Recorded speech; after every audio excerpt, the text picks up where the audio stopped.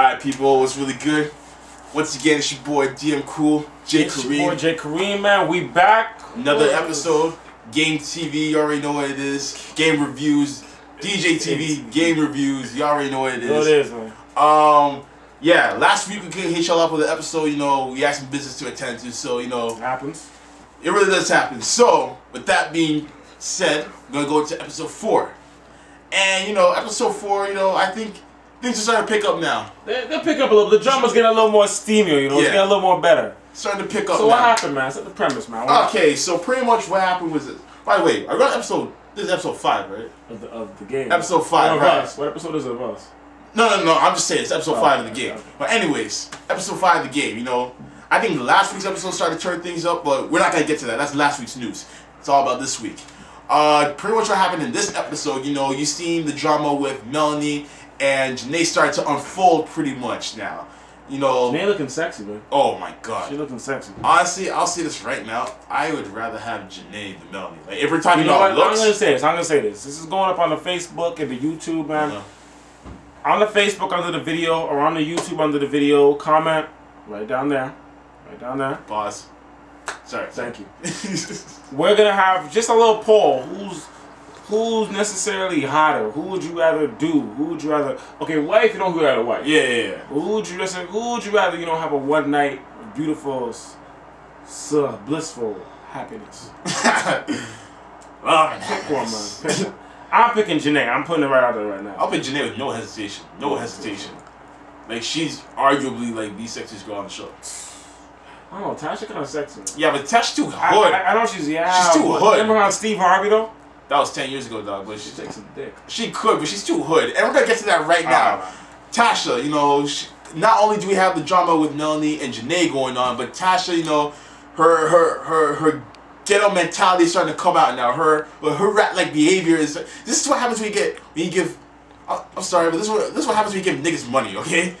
This is what happens when you give niggas money. They start splurging all over the place, start making it rain, start thinking that instead of the $25 bottles of champagne, they start drinking Cristal all over the damn place, even when they're going out jogging, putting their little JanSport backpacks and shit, okay? This is what happens when ghetto people get rich. They start flossing around and start letting people know that they got money, okay? Now, when you do it at like age 20 to 25 or whatever, you're young, you're youthful, fine. But if you're still doing it at age 40, really? Okay, I'll say this. What? There's a point I agreed on it with it. I agreed she flosses a little too much, throws it in your face. Like, I hear what Terrence is saying. Why do you have to go out every damn night and eat a $200 plate of food and you can finish the whole damn food? Exactly. Like, to me, call me a cheap bastard, but if I'm buying a plate of $100, I mean every fucking pee. For real. I'm taking it with me. If I can't, I'm staying until I get the itis, wake up again, I'm licking the and I'm plates. eating it again. And but what I don't agree on, when they're like, sometimes you gotta, stand down a little bit to make your man feel like more of a man. I don't agree with that too much. Why must she have to stand down to make Terrence, to squelch Terrence's ego? Why? I mean, I don't agree with that, because if I was dealing with a rich girl, I don't think she has to stand down to squelch my ego. I can scratch my own fucking ego. I mean, I don't even think it was about the whole ego thing. I mean, you could see that there's a bit of an ego thing, but really, I see it's just about Tasha and her ghetto mentality, man. I mean, how are you 40 plus and you're still going around like you're 20 something? Bun B still does it. Still, but that's neither here nor there. All I'm saying is this, man. I've always said Tasha's too ghetto and ignorant, but the whole balling thing is okay, we get it, you're out there. The freaking restaurant. Yeah, for real, man. It just makes you look ghetto and tacky, man. I can't understand it. So, let's get away from that for a second. Okay. Let's go to Derwin now. Now, Derwin's kind of, at first he kind of felt bad for Derwin a little bit, but now he's kind of, playing the role of big pimpin' now. He has the wife on one side, he's got the baby mother on the other side. He's trying to make both happy. He's trying to have a happy family. Yeah, he's trying to have his cake and eat it. Yeah, you can't eat it too, man. You either gotta have Melanie, your wife that supports you. Mm-hmm. She may not have the sex appeal, but she look goddamn good. Yeah. Or you can go with Janae, who's like a playboy baby vixen. mama. You got your family there. Yeah. Now, I can understand this.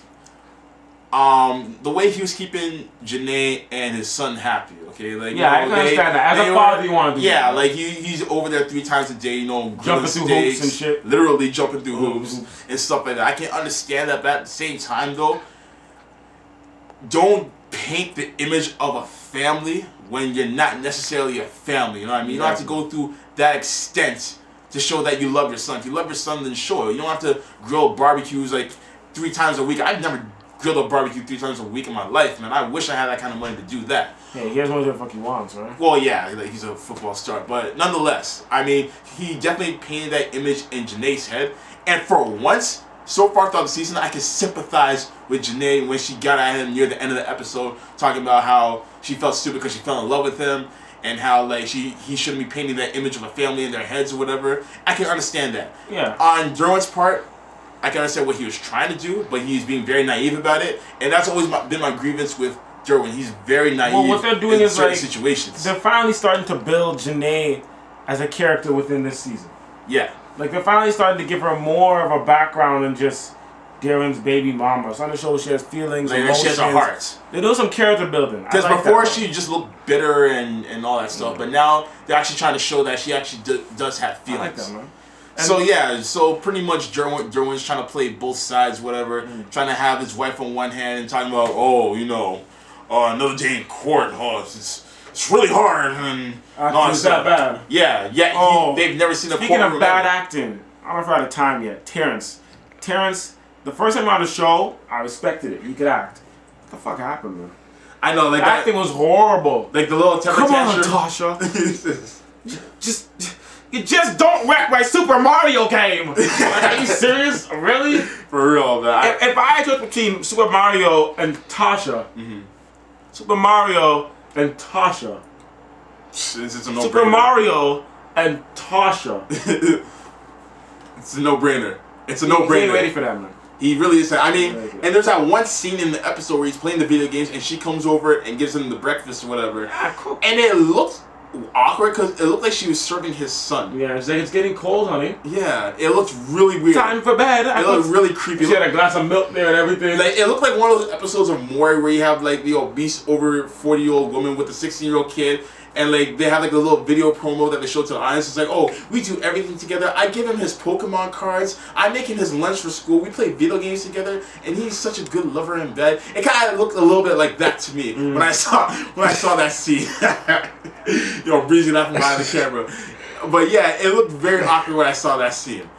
And pretty much beyond that, of course, there's the blow up between Tasha and not Tasha. The blow up between Janae and Melanie, which is a little awkward too, because it's like, oh, I'm gonna show you crazy, bitch. Like, that's a little weird. But nonetheless, I thought it was a very strong episode compared to the last one. I thought it was okay. I say it was okay. One thing I didn't like, however, was when what's his name, Malik came at the end of the episode.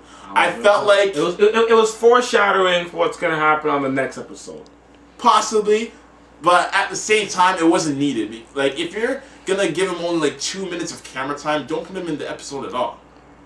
That's what I was thinking. Like, so you wait till like the last 2 minutes of the episode to put him in there. I mean, they could have just let him like take a day off or something like that. I mean, you might as well put Jason in the episode. Yeah, look at you. They could have ended off something more dramatic. They usually do. Yeah. I would say my only complaint with it is like Terrence. Not the acting, but just they need to start character building Terrence, man. Like, if you're gonna have him in the show, have him at least more than every 5th episode, you know? Like start building him a little more, put him in a little more if you're gonna have him. Like, I know he's only in there because BET owns the show now. So they got thrown one of their people. To be honest though, I don't know what his character is. I thought he was like an athlete or something like that. I don't know what he is. Yeah, no, he's like a bartender. I think so, but I don't know how he owns that nice loft as a bartender. Can't be a bartender. He's something. He said he works in a bar. I thought. Remember that day he's like, oh, come see me work, Tasha. And he's in the bar or something. I don't know what the fuck it is. I don't know. Well, that's like I said, character building, man. Yeah, build that character. Like character development, man. Because I really don't know. I thought he was a basketball player, to be honest. No. But anyways, ratings. We have a new rating scale for you, ladies and gentlemen. If you've been watching this, you know you already know what it is. We always rate it. But if this is your first time watching it, then be introduced to the rating scale. Alright, man. Alright, so pretty much the scale. This is how we break it down. if there's a really good episode that you need to see live and direct on television, and you may want to give it a rating between 8 to 10 on a scale of 1 to 10, then this is definitely a prime time rating. Okay, if you are watching the show and it's not a bad episode, it's just okay. We don't guarantee it, but it's just all right. Catch it, Yeah, it's kind of catchy. It's like it kind of reminds you of one of those shows that you see during the daytime with all those Everest commercials and whatnot. Then we're gonna call it day tape. So from 5 to 7. Yeah. Now, if it's an episode not really worth seeing, and you can just easily record it or whatever, so like a 2 to 4, you gotta PVR that bitch. And then if it's an episode that does not need to see the light of day, and is just terrible straight up and down, then we gotta give it what was that rating again? Off the air. There we go. Off the air. Off the air, man. Off the air. So for this episode, actually, before I get to this episode, let me get to last week's episode.